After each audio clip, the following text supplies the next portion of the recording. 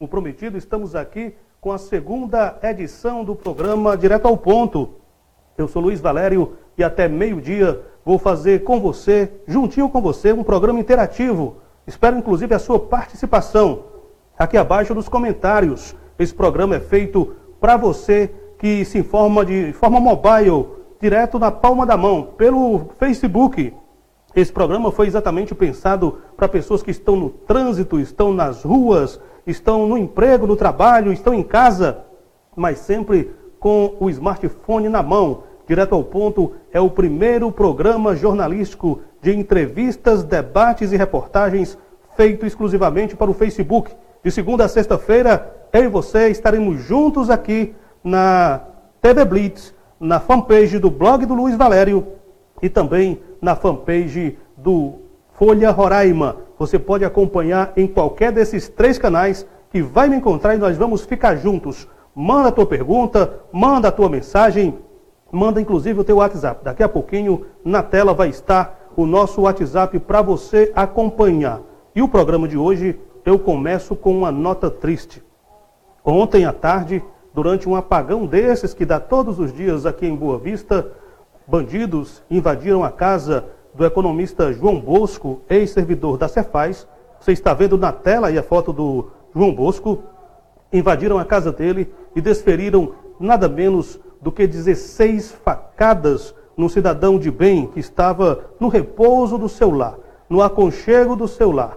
João Bosco estava em casa e foi pego de surpresa durante um apagão, durante uma dessas quedas de energia e foi brutalmente assassinado ontem à tarde. Todos nós que conhecemos João Bosco fomos surpreendidos com essa fatalidade, esse crime bárbaro que precisa ser desvendado. Aliás, ainda ontem, pouco tempo depois, veio a informação de que a polícia já teria prendido os autores do crime. 2 adolescentes e um maior de idade que estariam na RR-205 no carro de propriedade de João Bosco. Um economista muito bem-humorado, uma pessoa que escrevia divinamente bem, muito polêmica no Facebook, muito querida. Foram tantas e tantas e tantas as mensagens de pesar nas redes sociais desde a tarde de ontem, pessoas lamentando esse fatídico ocorrido.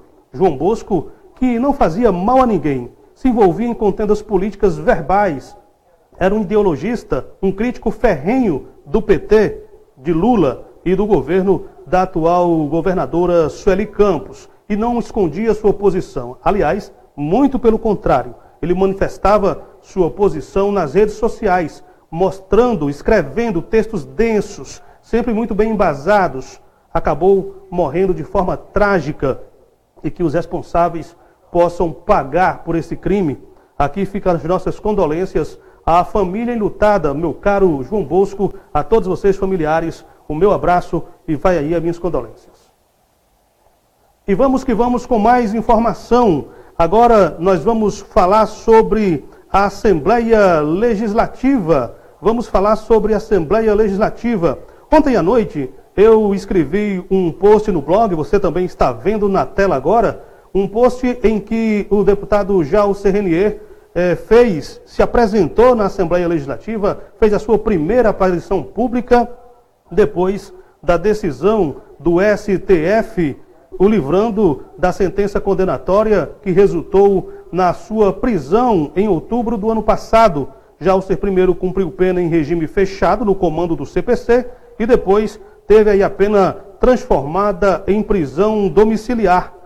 Semana passada, o STF entendeu que essa decisão deveria ser extinta, a decisão do STJ, do TRF1, na verdade, que culminou com a prisão de Jalcer Renier. E ontem, Jalcer reuniu no plenário, nas galerias da Assembleia Legislativa, centenas de pessoas, correligionários, pessoas, cargos comissionados, pessoas que são simpáticas a ele, diga-se de passagem, ele é querido por uma série de pessoas, um número muito grande de pessoas, e outras ele mantém financeiramente com empregos. Aliás, logo que terminou a campanha de 2014, a revista Veja noticiou que ele empregou 1.500 pessoas com cargos comissionados na Assembleia Legislativa de Roraima. Foi matéria da revista Veja. E esse número, 1.500 pessoas, foram divididos, esse número foi dividido, essas pessoas foram divididas para gabinetes de diversos deputados. E com esse trabalhar, essa sua maneira de fazer política, Jalcer Renier conquistou aí a simpatia de muita gente. Ontem ele fez um discurso, digamos assim, um tanto choroso. Ele estava com cara de choro na Assembleia Legislativa, um discurso emocionado, dizendo que ao longo desses últimos anos, desde 2003, quando foi deflagrada a Operação Praga no Egito, que desbaratou o esquema de desvio de recursos públicos por meio de servidores fantasmas no governo do estado de Roraima, ele diz que desde então tem sido vítima de injustiça. Ele falou bastante, diz que ele e sua mãe ficaram em clausura, que desceu ao fundo do poço. O meu post trata exatamente disso. Vamos ver o discurso do próprio Jalcer Renier ontem na Assembleia Legislativa. Roda aí. Porque quando se é novo, se acredita que tudo pode acontecer num simples estalo de dedo. E às vezes não é assim. E aí eu fui envelhecendo, fiz 30, fiz 40, e agora tenho 45 anos de idade. E eu estou aqui. E durante esse percurso da minha vida, eu tive muitos. Estava lá no alto, subindo, onde as pessoas por diversas vezes gritavam meu nome, falavam, me davam projeções para que eu pudesse enfrentar o futuro.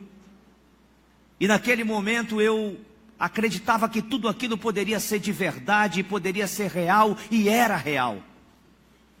Mas chegou um determinado momento que, no mais alto pódio que o homem esteja, até mesmo para que ele possa aprender, revitalizar suas forças, reorganizar seus pensamentos, reestruturar sua vida, ele precisa cair. E lá estava eu, no mais alto pódio que o homem público poderia estar.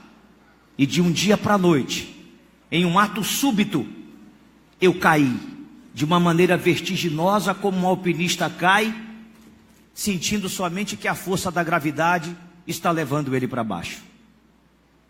E eu estava no meio do poço, no fim do poço, no fundo do poço, sem absolutamente nada, não conseguia ver, totalmente perdido. E aí, as coisas foram acontecendo, eu e minha mãe numa clausura, sofrendo um drama que nós vivemos, só eu e ela. E poucos eram as mãos que eram estendidas para mim, poucos eram os amigos que me abraçaram, poucos eram as pessoas que entraram pela porta da minha casa, poucos eram as visitas que eu tinha. É como se você tivesse uma doença contaminada e essa doença pudesse ser enraizada por todas as pessoas que passassem por você. E lá estava eu, sentado, mas sempre acreditando que um dia as coisas poderiam mudar. E eu estava lá. Depois de 4 meses, junto com a minha mãe, 120 dias junto com a minha mãe, nós saímos. E aí, eu fui buscar o meu mandato de deputado no Tribunal Eleitoral, porque na época, os tribunais regionais, eles poderiam caçar as pessoas e em ato súbito, elas eram afastadas do seu mandato. E eu perdi o mandato num dia, e no dia seguinte, vivi meus dramas e meus momentos de clausura. Quando saí daquele momento, eu fui ao Tribunal Superior Eleitoral buscar a esperança que o povo havia me dado, que era o voto. Porque naquela ocasião eu tinha sido o 3º deputado mais votado do estado. E fui buscar tudo aquilo. E acreditem, quando eu achava que tudo estava perfeito para que eu voltasse, eu caí de novo. Perdi de 4-3. Mas não perdi a esperança. Eu não conseguia me ver derrotado. Eu não conseguia sofrer. Eu não conseguia sequer derramar uma lágrima nos meus olhos. Porque quando você chora que não seja de felicidade ou que não seja de alegria, você vai passar pelo teu sofrimento, porque o choro enfraquece a alma. O choro, ele deixa você frágil. Então você precisa mais do que nunca acreditar que tudo aquilo que você está vivendo vai acabar. Por pior que seja o drama e os momentos que você passa, vai acabar. E eu voltei novamente perdido. Fiquei em casa, na casa da minha mãe, durante 2 anos e 3 meses. Disputei a eleição novamente. E fiquei fora da Assembleia durante esse período. Disputei a eleição e fui o 5º mais votado do Estado. E lá estava eu de volta à Assembleia. E lá estava eu de volta ao meu lugar. E lá estava eu de volta onde o povo me colocou. E eu comecei novamente a recomeçar a minha vida. Porque a vida do homem, ela é um verdadeiro recomeço. Não fica triste quando você cai. Não fica quando as pessoas te... Não se deixe abater, não esmoreça, não caia. Acredite no teu potencial. Ninguém é mais importante do que você e a tua capacidade de entrar e a tua capacidade de mudar. Porque a vida depende de você. Quando comecei o meu trabalho na Assembleia Legislativa, nós conseguimos outros mandatos e assim foi. E no último mandato consecutivo, que foi aquela eleição passada que tivemos,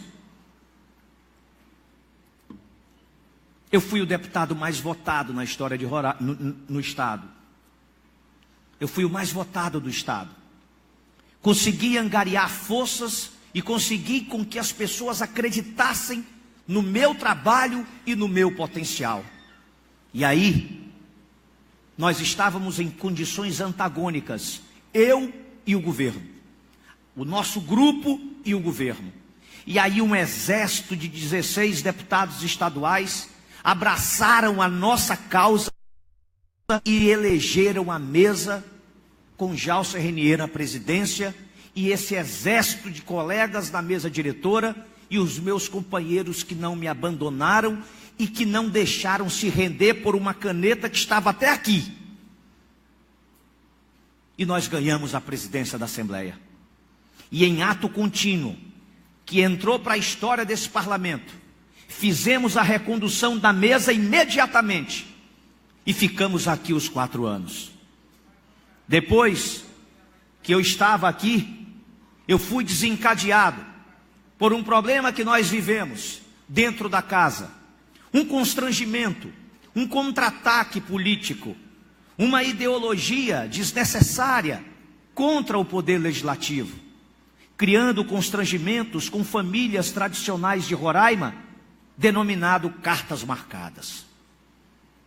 Após esse problema,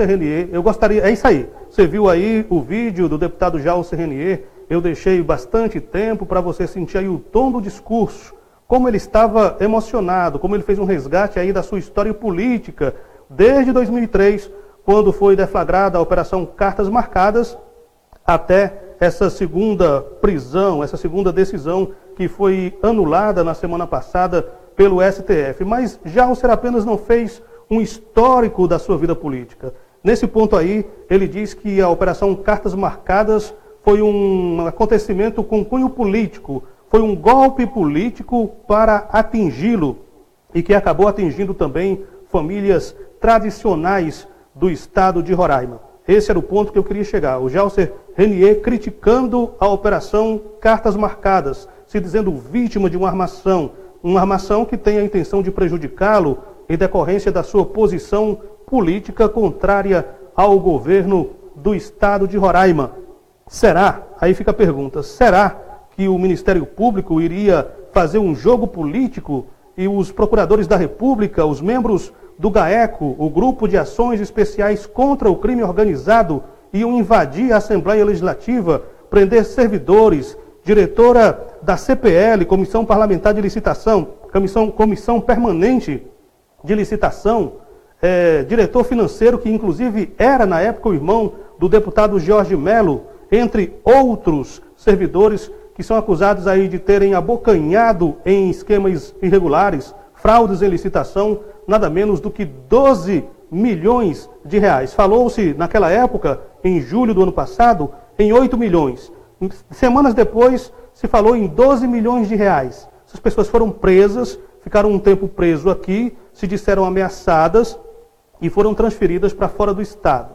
Ontem, o deputado Jalcer Renier, nesse vídeo, ninguém inventou, ninguém criou, ele disse que a Operação Cartas Marcadas